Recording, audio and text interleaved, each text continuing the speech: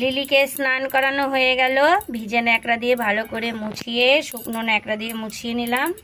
এবার লিলিকে আঁচড়ে দিচ্ছি। যেসব আলগার যে পশমগুলো আছে সেগুলো উঠে যাবে। আমি আঁচড়ে দিই, তা এটা আঁচড়াতে গেলেও খুবই বিরক্ত বোধ হয়।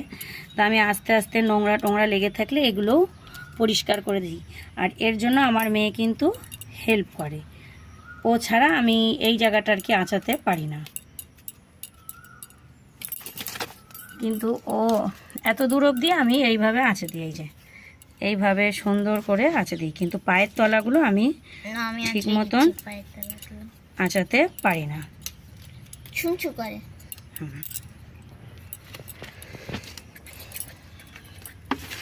যে কত চুল উঠছে। হ্যাঁ, এদের আঁচড়ানোর কিন্তু চিরুনি পাওয়া যায়, তা আমার কাছে এখন নেই, তাই আমি এই চিরুনিটাই ব্যবহার করছি। এতেও খুব সহজেই আঁচড়া